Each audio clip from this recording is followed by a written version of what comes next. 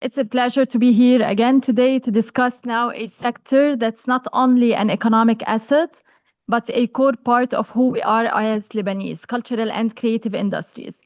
When we talk about CCIs, we are referring to one of the most diverse and dynamic parts of the Lebanese economy. We are talking about media production, performing arts, festivals, advertising, digital content, architecture, publishing, fashion design, jewelry design, culture-related activities, among others. Before the crisis, the sector contributed to 4.75% to 5% of GDP and generated around $1 billion in annual revenue between 2016 and 2019, and engaged as many as 75,000 workers, or 4.5% of the active workforce. In a small economy, these are significant numbers. But the value of CCIs also goes beyond economics. They strengthen our social fabric, they connect urban and rural areas and serve as cultural ambassadors of Lebanon around the world. Yet, despite their importance, CCIs in Lebanon operate in an environment defined by fragmentation and institutional silence. There's no national cultural policy, no unified definition of what CCIs even include as a country, and critically, different aspects of the sector fall under multiple ministries that operate in silos. Taxation is handled by one ministry, social protection of artists by another, licensing and permits by a third, cultural programming by a fourth. Without a central authority or a coordinated vision, creative actors navigate a complex system that often works against them rather than with them. Today, I will share key findings on the state of Lebanon's CCIs, the challenges holding some subsectors back, and the policy interventions that can help creative industries not just survive this moment, but possibly play an active role in Lebanon's economic recovery. To start with, for example, the decline of media production and television. Political instability has eroded investor confidence in this sector. Production companies now prefer Dubai, Riyadh, Cairo, or Abu Dhabi. Lebanese talent follows jobs abroad, and cost-effective expertise remains, but not at a scale sufficient to retain Lebanon's leadership. Moreover, again, no coordinated government vision exists for media, arts, and production. Insights from LCPS experts' closed roundtable and secondary data analysis also highlight the financial fragility in entertainment and media before the 2019 crisis. By 2016, advertising expenditures had already fallen from $200 million to $180 million, signaling deepening structural weaknesses.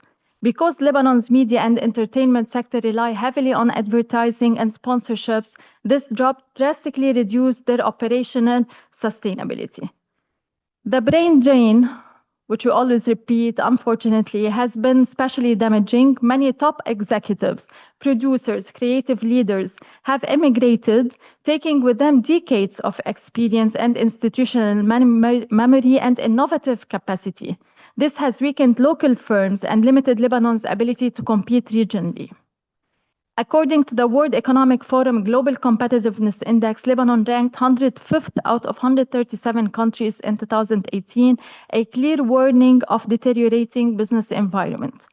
Looking at cultural festivals and tourism, hosting international cultural productions requires significant upfront capital. I'll give an example. Festival organizers face a complex taxation landscape. 10% artist tax, originally intended to support the Unified Devotional Fund for Artists, which provides health insurance and pensions for Lebanese artists. However, its effectiveness remains very questionable. Leno artists are not even registered in any ministry in Lebanon. 7.5% on international contracts by 2023, 8% services tax. Taxation on international performances and ticket sales reaches up to 37% of total budgets, which must be paid upfront before obtaining permits. This, of course, discourages high-quality international programming and reduces Lebanon's visibility and competitiveness. Neighboring countries invest heavily today in cultural infrastructure and festivals, Lebanon risks losing its regional one's leadership and cultural production, with all these fiscal pressures discouraging investment. Another issue, if we move, for example, to the subsector of graphic design, publishing, and creative content, they face a paradox. Demand for design services is growing globally, but primarily for international clients, not from within Lebanon. Locally, the ecosystem lacks scale, structure, and purchasing power. And the sector suffers from poor collaboration. Artists, organizations, creative enterprises operate again in silos, each constrained by budget limitations and the absence of any long-term support structures. I'll just add one more sector and I'll make it short. AI offers transformative, looking at this sector and its transformative potential, automated content creation, data-driven marketing, enhanced design workflows, among others. Yet, adoption in Lebanon remains extremely limited because of high cost of digital infrastructure, limited technical expertise, lack of training programs, weak awareness of AI's practical benefits, and resistance from some cultural institutions. So also without investment in digital capacity, Lebanon risks falling even further behind in a global creative economy that is rapidly becoming very AI-driven. So finally, one of the most fundamental challenges across all subsectors, again to emphasize, is the absence of a national cultural policy. Different aspects of cultural work fall under multiple ministries. Without a centralized authority, cultural actors receive fragmented, often contradictory guidance. No unified vision exists for funding, for heritage management, or creative industry development. Lebanon has not even ratified UNESCO's 1980 recommendation on the status of the artist. Creatives lack legal protection, social safety nets, and formal recognition, and most artists in this sector work informally. A major structural barrier is the lack of data, which we also face in all other sectors in Lebanon. The only available figure is the percentage contribution of GDP, and it's also debatable. It comes from approximations and not from extensive data sets. So because there's no statistical system, Lebanon cannot design effective policies, cannot convince donors with the importance of this economic sector, cannot attract investors, and cannot monitor the subsector's performances. Let me now move to what the research clearly shows needs to happen. If we want Lebanon's cultural and creative industries to survive and eventually thrive, there are several priority policy actions that can make an immediate difference. I'll be very precise, and I'll then keep the floor to the panelists to contribute in this. We need to the first step is very straightforward. We need a national authority for cultural and creative industries, a central body that coordinates cultural policy. We need national cultural policy then that defines the sector and sets a clear vision for it.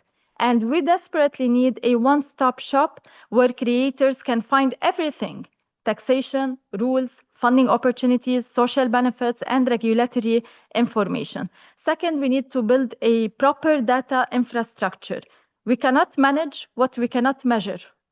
This means conducting annual economic impact assessments, establishing a public database with real-time statistics on jobs, firms, and economic output in cultural and creative industries. This can be done by building research partnerships between universities, ministries, and cultural institutions. We must revitalize Lebanon's festivals, who are economic engines, but right now they are shrinking under the weight of taxation and other administrative obstacles. We need to extend the festival season beyond traditional summer months, create national events and tourism calendar, among others. We must support the artists' rights and professionalization, social security and health insurance schemes for artists, tax exemptions to ease their financial burden for creative work, ratification of UNESCO's status of the artist, which would align Lebanon with global standards, and more logistics like better visa mobility, among others. Overall, we must also not to forget that we need to embrace digital transformation and AI. The world is moving very fast. We need AI training programs, we need digital infrastructure grants, and stronger support for integrating AI into design, music, film, media, festivals, among others. The list is long. I encourage you all, I visit you to read our policy brief on cultural and creative industries, how to thrive in an ailing economy. Now that we have outlined some challenges and opportunities, it's time to move to this dialogue that I look forward to. We are very fortunate to have an outstanding group of discussants with us today, leaders who not only understand the creative economy, but actively move it forward. I'm delighted to introduce them. We have with us remotely Mr. Joulan Abdul Khalek. Joulan is an AI governance expert and former economist. He previously led AI partnerships at Meta and spent over a decade as an economist at the World Bank Group, and he specializes in digital transformation across emerging markets.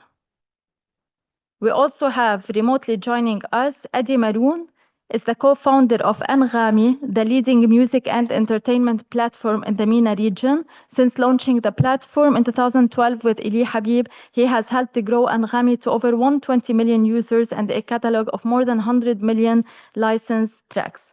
Randa Farah is an HR consultant, organizational psychology, university instructor, and most importantly for us, the founder of Lebtivity.com and the founder of I Have Learned Academy.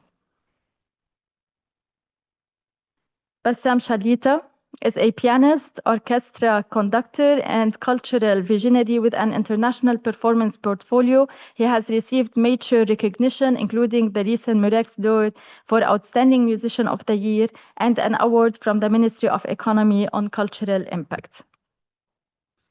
Madame Hala Chahine is an active executive committee member at Beiteddine Art Festival after being its director from 2007 until 2019. She is an MBA and a graduate with experience in marketing, communication, and cultural management. I lost your bio. Last but not least, Karim Sarkis is the EMEA Entertainment and Media Leader and a partner at Strategy and Middle East. He helps private and public sector leaders across the GCC develop sectors, grow national champions, build content ecosystems, scale platforms, and unlock sustainable growth. So thank you for joining us today. Let's jump right in. We've seen how the sector is full of potential, but is weighed down by structural barriers. I'd like to start by grounding our conversation in the realities of job creation, which is one of the strongest concerns in our economy today. Madame Hala, I'll start with you. In our research, we highlight how festivals can function as genuine economic engines, especially at a regional level. And we see this globally. Festivals created jobs across hospitality, technical production, design, security, transport, food services, and others. From your experience at Beiteddine, what does the job creation footprint of Lebanese festivals actually look like today? And how can festivals evolve from seasonal moments of employment to platforms that generate year-round economic activity in Lebanon? Thank you, and good morning. The situation of Beiteddine is rather a particular one. The festival takes during 3 months only, due to weather. Okay, yeah, yes. Due to weather condition, we cannot extend more than that. But we were lucky enough to have started right after the situation became stable in Lebanon in the 90s.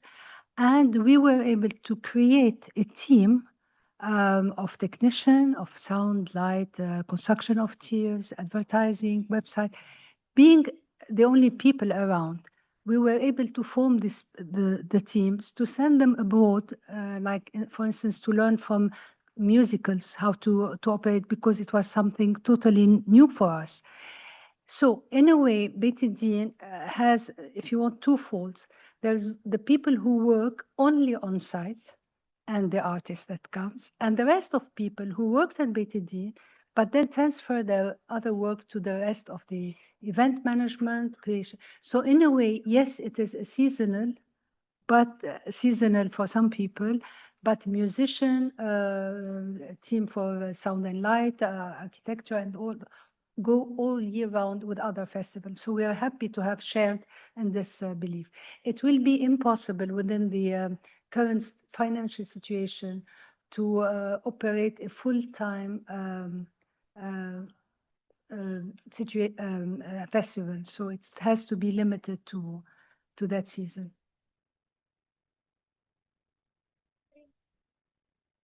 Now that we are talking about festivals, I want to move into institutional context a little bit, because our research shows that festivals operate within what we call institutional invisibility. Fragmented governance, no cultural framework, as I described, no dedicated financing mechanisms.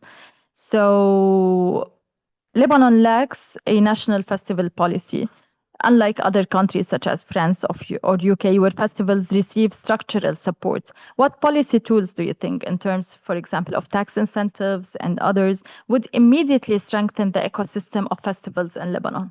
The first thing we hope to happen is the reduction of taxes. As you mentioned earlier, we pay out of $100 that we receive, around $28 to $30 go into taxes.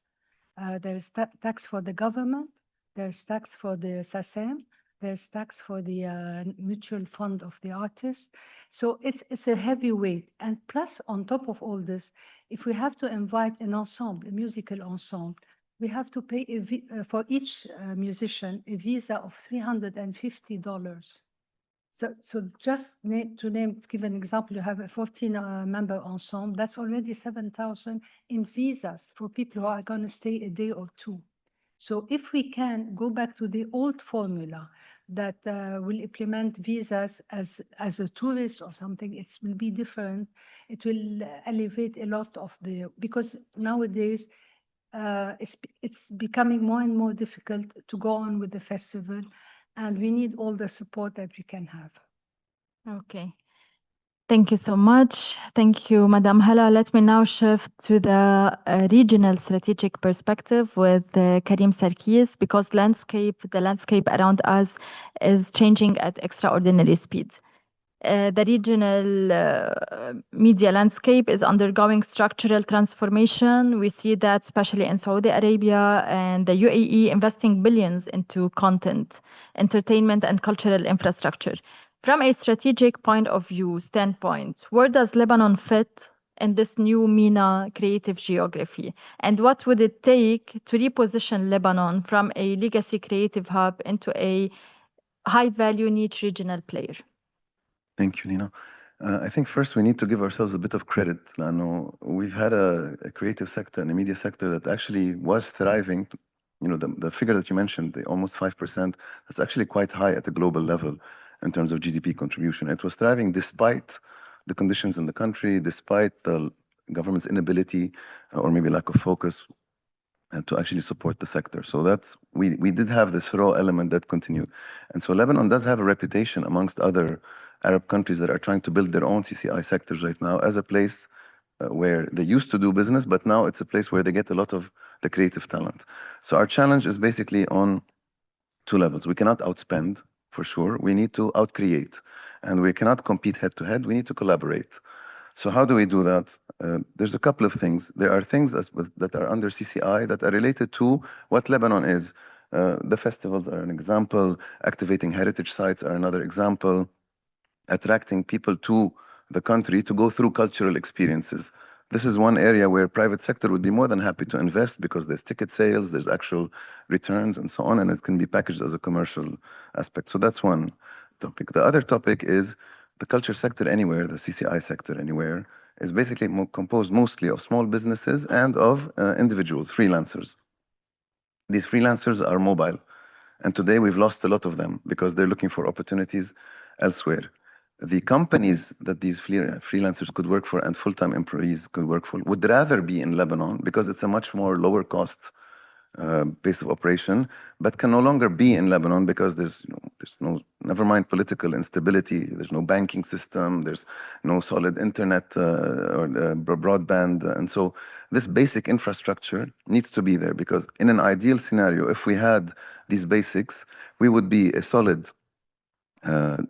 regional HQ, if you like, for small companies, like we had in the film sector, in the advertising sector, like we had in the television sector, where even all the big shows that you used to see on TV in the Arab world used to be produced in Lebanon up to a point. And most of the adverts you used to be produced in Lebanon. Now they go to Georgia and Turkey and other places. The Gulf is not a cheap place to operate.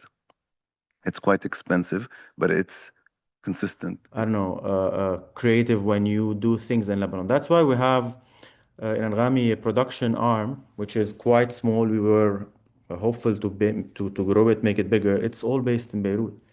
And the best people who are part of this unit are all Lebanese, and I can tell you that that's its edge. And now we execute projects for the biggest brands, for the biggest campaigns, because initially we used to just, run the campaigns on Anghami.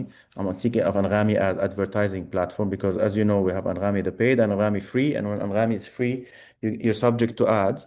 Realize that there's an opportunity to co-create with those brands the ads and the campaigns they're doing, not just running their ads, and created this unit, and it's growing, and now it represents probably 40% of our advertising business, which is quite significant, and it's all based in Lebanon and still there. Yes, we struggled at some point with managing the team and to how to navigate all the challenges: no banking, no security, slow internet sometimes, all these issues but still people have. I mean, we managed to retain them, in the country because we first had a strong view on how we want to proceed with this, and we believe that this is the best place for such thing, for what it represents as a country in terms of creativity. I'll also discuss whatever related to festivals and all of that. It's completely unacceptable to, look at all those promoters trying to do festivals in Lebanon. And part of our business as well, we have a live business, and we've been involved with a couple of festivals in Lebanon. The level of problems and fees that you can face is crazy. Not to mention that, the security, like, again, goes back to security. Many artists we'd like to bring in refuse to come because it's not safe, as simple as this. And we had this once, like, I don't know if you remember it, in 2018 or 17, we had an artist booked for two shows, one in Dubai and one in Lebanon. His name is Kaigo at the time.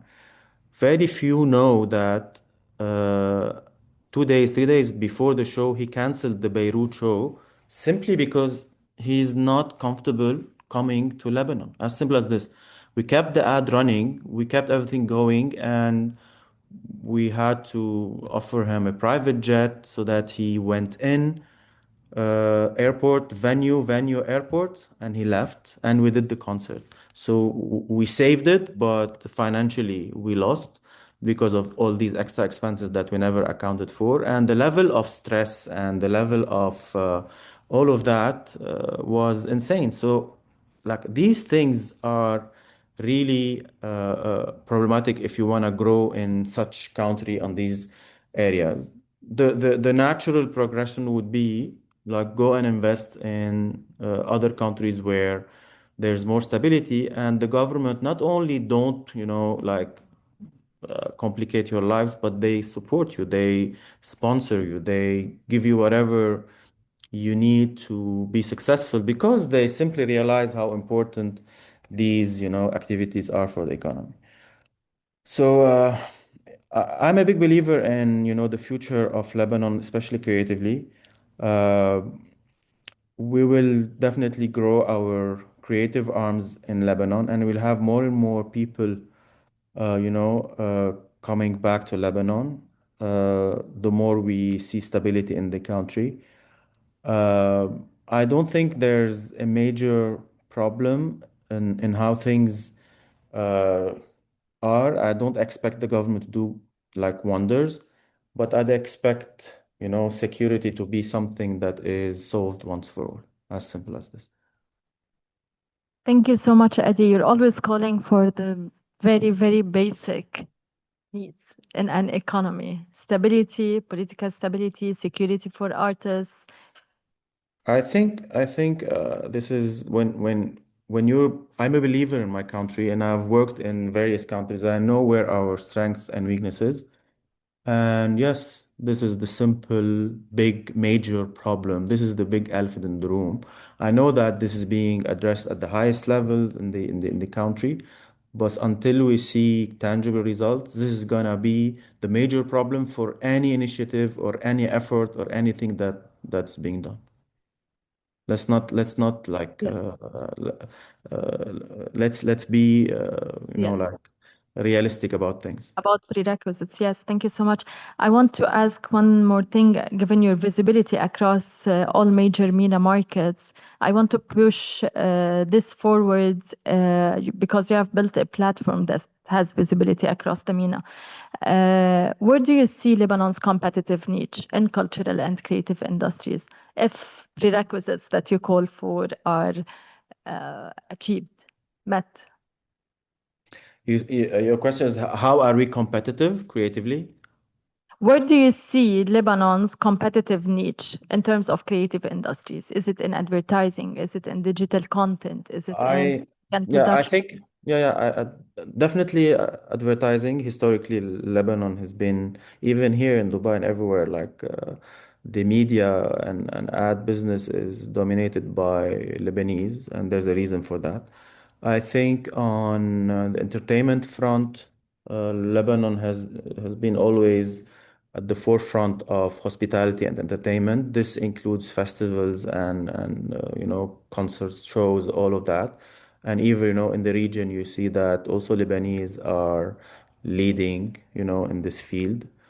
Um, in the film industry, I don't have much experience, but I know that, between Egypt and between Cairo and Beirut, I think these are the two strongest film kind of cities in the region for the time being. Others are trying to establish themselves, but still, I think we're still strong in this area. That's according to my area of expertise. So I think we can be, we've been historically competitive. This comes, I don't know, this is part of our DNA, part of our culture, and this can be, regained easily. And despite everything, you see that it's still happening, still working. For example, music industry in Lebanon is not completely doomed, but it has much bigger potential. Yes, it struggled a lot during the times where the economy was very down. Artists are human beings that weren't really capable of producing or, doing art. But I think this can be recovered quite fast once we secure the basics. Very much, Eddy, for joining us. It's always a pleasure having you. Thank I'll bring Joulan into the conversation because AI is reshaping cultural production in ways Lebanon has yet to prepare for.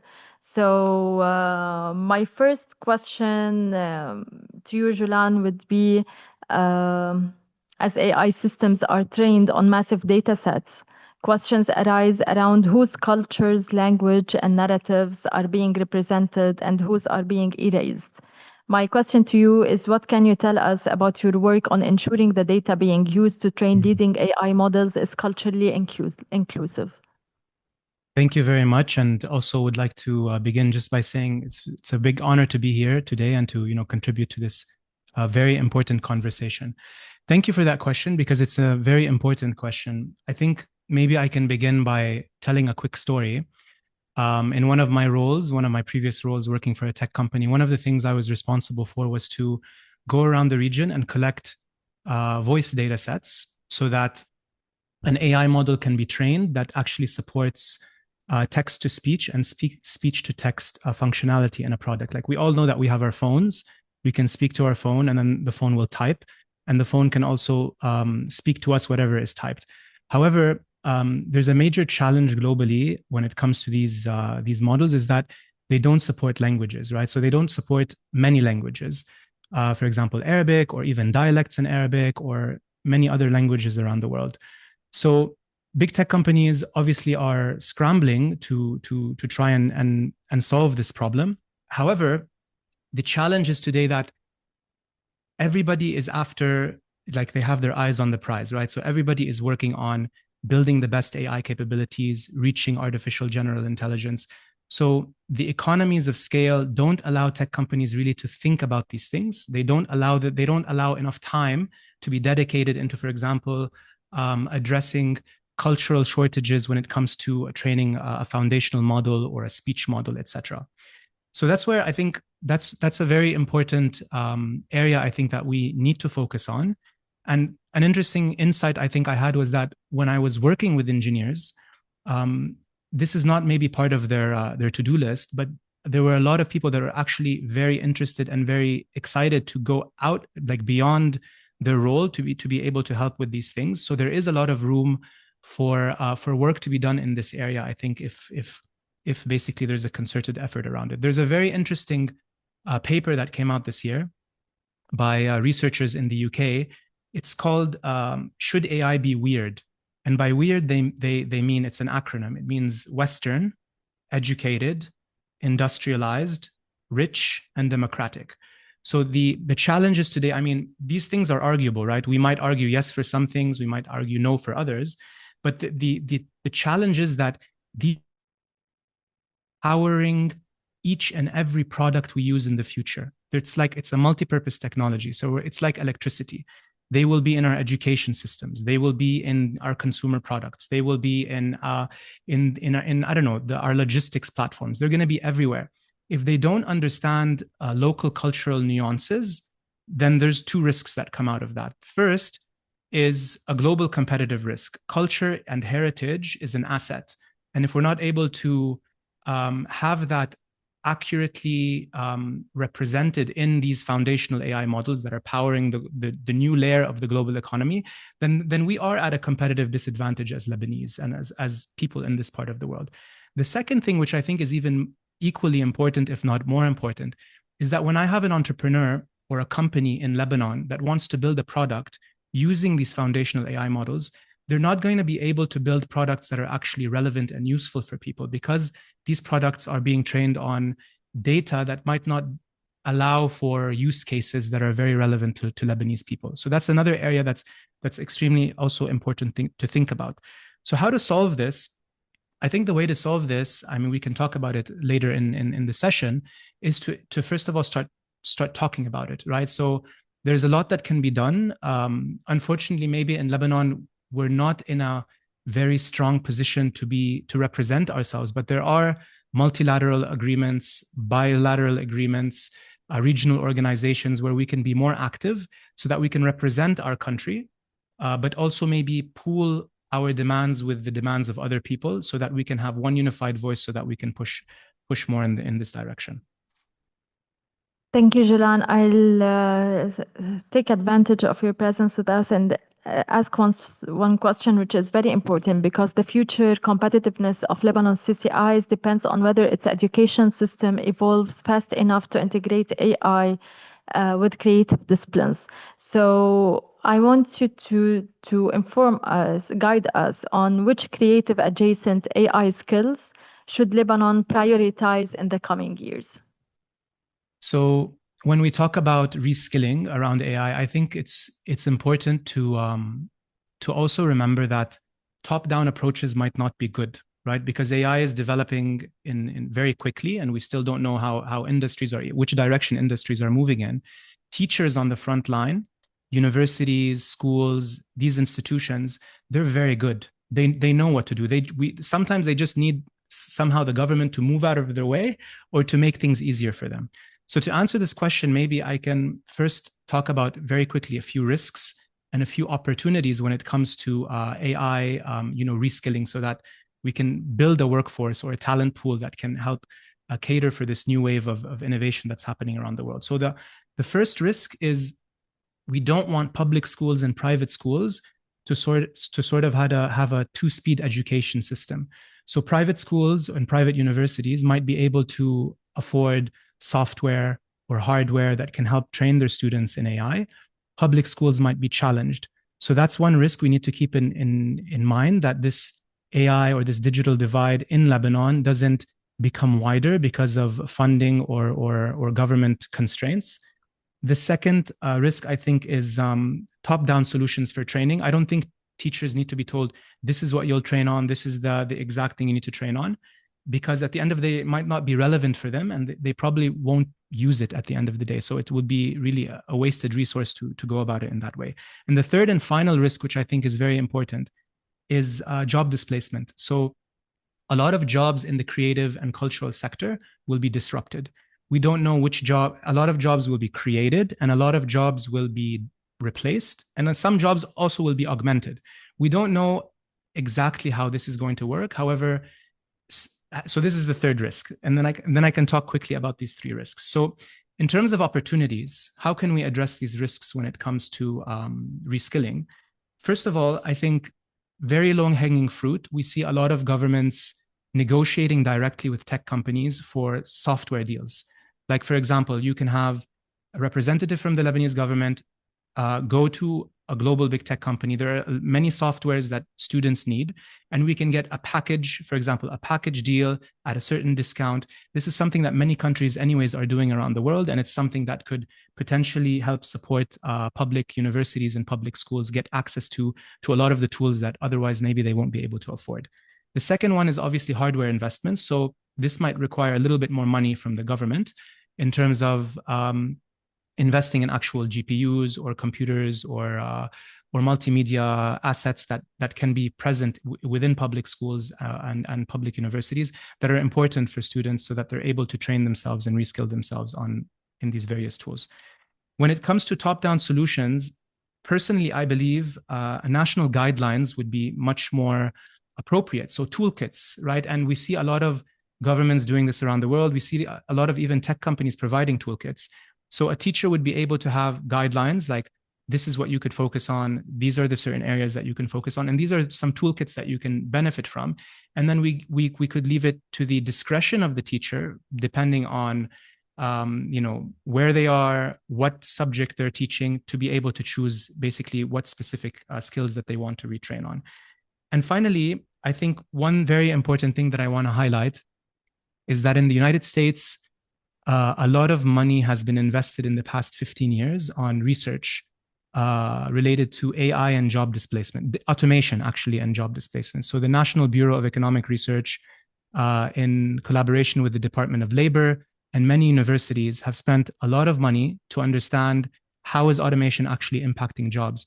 And I think it really is a low-hanging fruit, and it doesn't cost a lot of money to replicate such studies in Lebanon. The methodologies are out there, they're proven and they're tested. All we need is to plug in data that's specific to the Lebanese job market so that policymakers can have a better idea about, within CCI, for example, what jobs will be disrupted, what jobs will be displaced, what jobs will be augmented, what jobs will be substituted, etc. That way also policymakers, when they're thinking about capacity building or a retraining strategy, they're able to take this into account, because the last thing we want to do also is to invest money in maybe reskilling a certain role that will become obsolete in 3 or 4 years. So yeah. Yes, thank you so much, Joulan. Very interesting input. I'll turn to Bassam.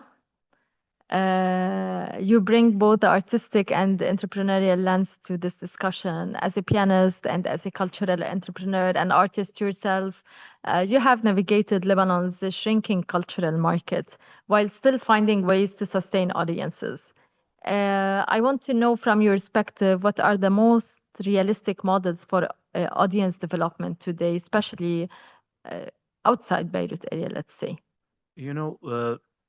I'm gonna go a little bit lean on my approach, because we are talking about culture, we are talking about art, we're not talking about fixed strategies. From my perspective, art and music in general is not a geographical thing. It's more of a relational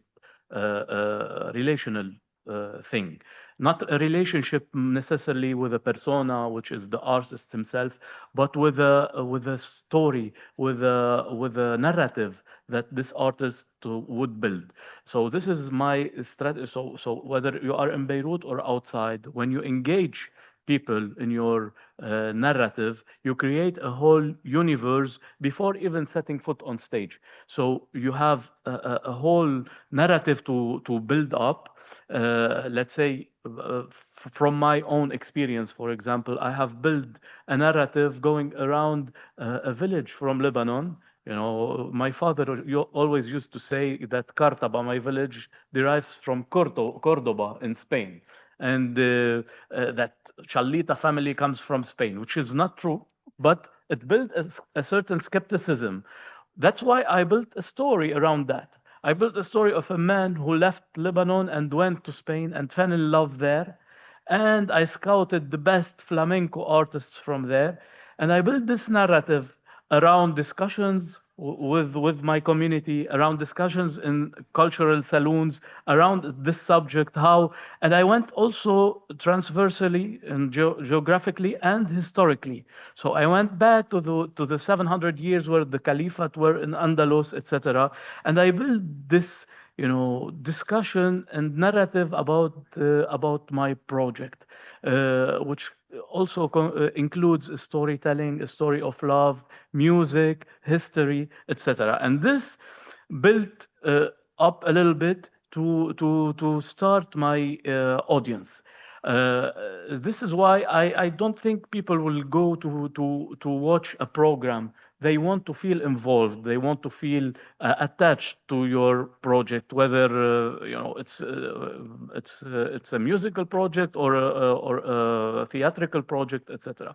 So this building up has helped me personally, and I think it's a very good strategy to build a whole universe around your project, a whole narrative. And it goes not only for the Lebanese audience, let's say. When I went to Spain, here, for example, I struggled to sell 1,000 tickets with all the marketing, with heavy marketing, with relationships, etc. I went to Spain, and this narrative by itself brought 7,000 people for the Three Cultures Festival in Murcia, for example. And they had also the same skepticism. How this story relates? Is it true? Is it not true? So they went into researching this story and watching on stage something that is related to their culture, related to their roots, and related to ours. So this is how personally I've built my audience, and I'm keeping, even when I do another concept, it's a sequel to that concept, and building a narrative that accompanies my audience as well, and they want to know what's coming after. So yeah. Story behind that. I would like to ask, what financial or business models do you see as most viable for helping musicians stay and create in Lebanon? Because you are one of them, and you have passed through the crisis, and you have facing all the challenges. Okay, so first point starts from the artist himself. First point from my perspective starts from the artist. When you create, you don't create a project. You create, let's say, I would call it a narrative or an ecosystem. This ecosystem should be translated, for example, an idea, which is an ecosystem, should be translated into either a concert in a concert hall, either a touring formula, which has maybe a smaller setup, which can be translated also to a short movie or a documentary that brings you a stream income, that can be also translated into a formula that you can go and give workshops within this same idea. So this is the first point. The second point, as an artist, you have to be a strategist. You have to be an accountant. You have to follow up with all the taxes that they put on us. You have to be a marketing. So we don't have bodies that in a holding company. Let's say you have a shared services that serves all its subsidiaries. So in this context, creative industries like Eddy, Maroun, for example, did with Anghami, there should be also ideas like boutique or houses that do all this work for the artist, not agents, but me as an artist, I can maybe pay a certain fee for a shared services company which handles my logistics, which handles my accounting with my artist, which handles a little bit of content creation, which, and you can not be, let's say, a slave to it, like the big companies that do production for the artist. They make you sign and they hold you. No, it should work for me. So this is one thing that should be done. Also, we are on a national perspective. Our government or the current policy is a policy that aims to collect, not to encourage. Okay, and it's reflecting also on the private sector, because if you see now on the media, me as an artist, I have to go to the television and pay them $30,000, $40,000 per year to advertise myself or to showcase my project. Whereas in other countries and in all the countries, you are getting paid because music and concert is airtime. It's not advertisement. It's not a washing machine. It's not, you have to get paid to be exposed, not the other way around. And this should be a policy set by the government, by, for example, the Ministry of Information, alongside the Ministry of Culture. They should, and in association with maybe teams from the National Conservatory, from the syndicates of artists, etc. They assess the project, the cultural projects, okay, and the projects that would be selected should be advertised, and these governmental bodies should impose on televisions and on media platforms to have like 5% of their airtime dedicated to encourage these artists, and above that they can collect from artists that are not, within the cultural sector, entertainment sector. They can get money, but there should be a platform whereas 5%, let's say, or whatever, airtime from all private media platforms should be set to encourage emerging artists and cultural artists which represent Lebanon, because we, in general, artists are the ambassadors of Lebanon in cultural terms, which is also associated and embedded and creates a goodwill for Lebanon in all sectors, economical sector, trading sector, etc. It's all begins with the culture. So, yeah. Thank you so much, you. Bassam. Randa, I want to close with you because in a sector with almost no data systems, Lebtivity has become the country's cultural heartbeat. So Lebtivity.com has consistently been ahead of the curve, always up to date, always the first platform that people, including me, would check.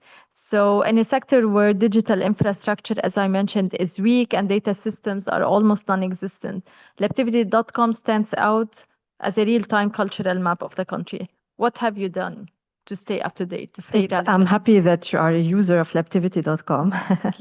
That's the first time. That's the first thing you told me.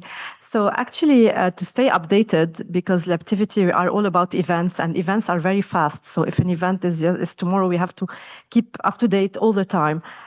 So we have a team that is in charge of course, keeping everything updated, and it's very fast. And we implemented recently AI on the platform, which is really nice because we are able now to help you find the right events for you.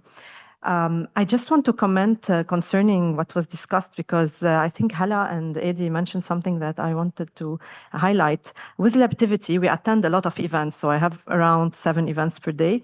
And I've seen lots of rise of event organizers lately. So I think that sometimes because they come to us to promote them, but we are not in charge of organization or the quality of the event itself. So I'm noticing that there are the big festivals, let's say, like Beiteddine, Baalbek, etc. But we have also some festivals, they call themselves festivals or international festivals, and they are not the same level. So it's a bit, sometimes I tell them like, new events are like a Kinder surprise, like you go and you don't know what to expect, because sometimes it's amazing, sometimes it's not. However, the credible events should be like, I think there should be a rule to have, not anyone who wants to do an event would create an event, because some events were really not up to the level lately, and some of them are amazing, I cannot say no. Concerning the job market also, like this is something, there's a lot of creation. I worked in HR for a very long time, and I have an academy called I Have Learned. So I'm very well informed about the job market and everything. So I noticed that lots of opportunities are open because of these events, but also we noticed that many want to become event organizer or bloggers or whatever without really having the right structure. So if policy to organize all this would maybe help. So that's my 2 cents. Now, just one thing Yes. concerning what Eddy said about Lebanon being the creative hub. I created a few years ago in the academy something called Arts and Politics. So it's an art exhibition related to the pain that the Lebanese had, whether it's the Beirut blast, the revolution, the devaluation, and all that. And I was amazed by the number of artworks we received and the creativity that was done based on the pain. So because we have so much problems and pain in Lebanon, this causes a lot of creativity, because creativity, the artists they sublimate their pain through art, whether it's painting, music, songs, and there were even amazing artworks. You can check it, by the way, on www.artsandpolitics.me. It's online until the end of this year only, so it's been 5 years online. So yeah, it's crazy. Like I really love it, and we now expanded Lebtivity into international go-to events app. It's called gotoeventsapp.com. It's in 10 other countries, but my heart stays in Lebanon, and I always find that the most creative and diverse events are in Lebanon. Thank you, Randa. How do you think Lebtivity is supporting the creative, cultural and creative scene, the industry? Let's ask the artists. Well, actually, we do a lot for the artists and for the art scene. We've been promoting, like we started promoting everyone. First, Lebtivity.com is a free platform for everyone to list their events. And this has opened doors for so many small businesses, even like hiking clubs, small events, to have a voice. And that was before Instagram even. So we started in 2012. And once I went to a hiking, just to tell you, it was pure coincidence. I asked the people there, they didn't advertise or do anything. We just asked them, how did you know about this event? And it was 90% of them knew from Lebtivity, and I was like so proud. And of course, we have advertising packages and everything, but we are supporting small businesses, culture, art, even festivals. We have like a sort of agreement to support them. So we are there for every creative, and also we have some missions like environmental. Everything that is environmental, we give them support for a free or discounted rate. Everything related to pets also.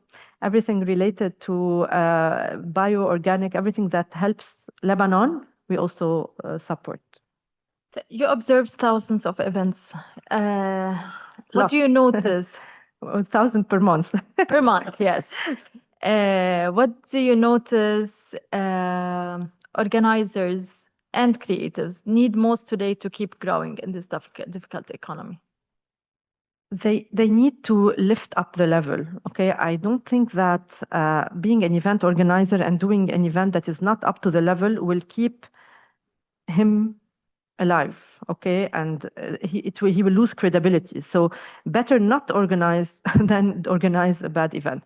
So in order to stay updated, you have to lift up the level of your events, of the quality of the events. We noticed lately many events were really outstanding.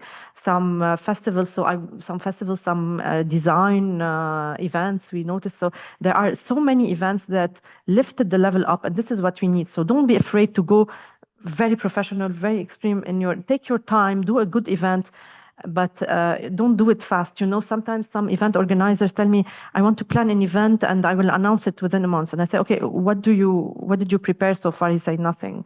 So events take time to promote, take time to organize. So my recommendation would be to take their time, to be professional, and to lift up the level of events in Lebanon to an international standard.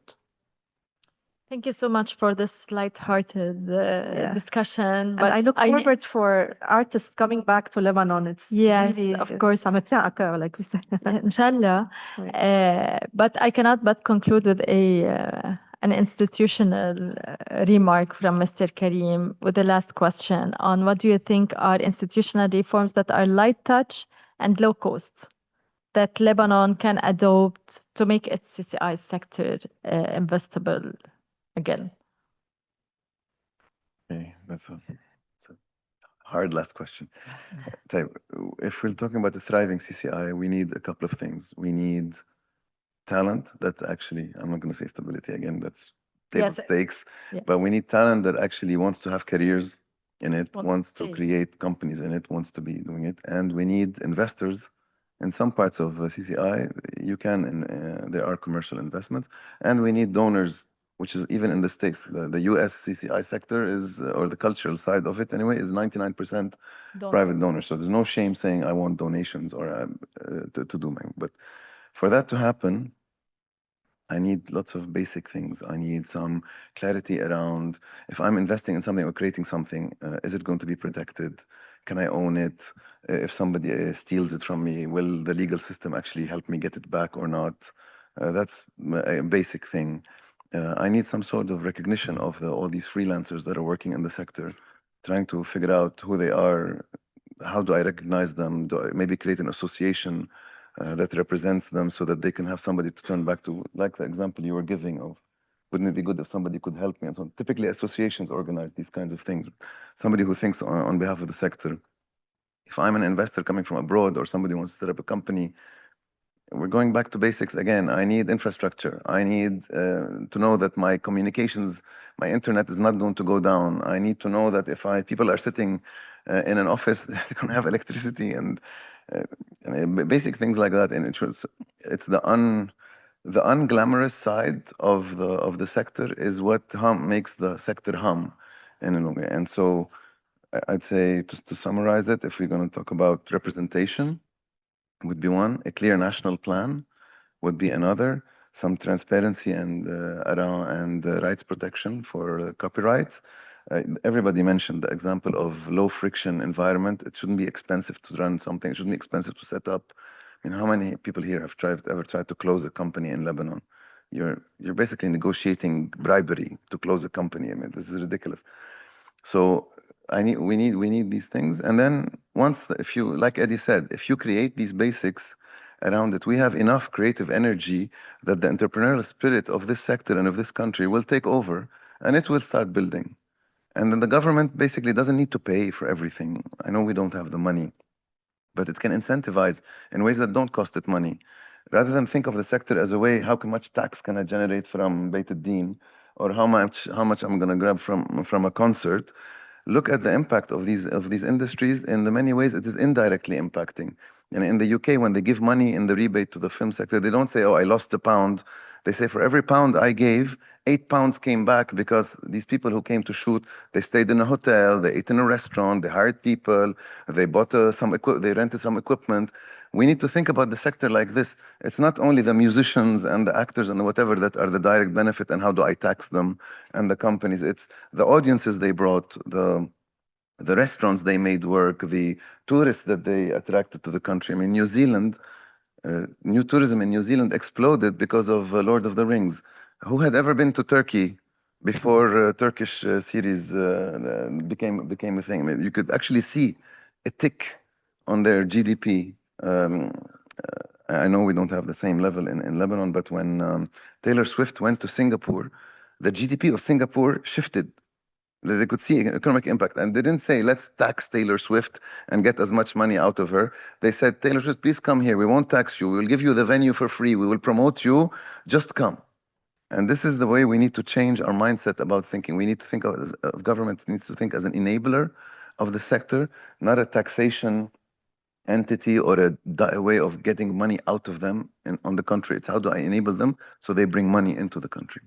Thank you so much. We agree by that CCIs are engines of economic growth and need to be supported. Thank you so much. Thanks, Eddy and Joulan, joining us remotely, and thanks for the audience. I invite you to the lunch.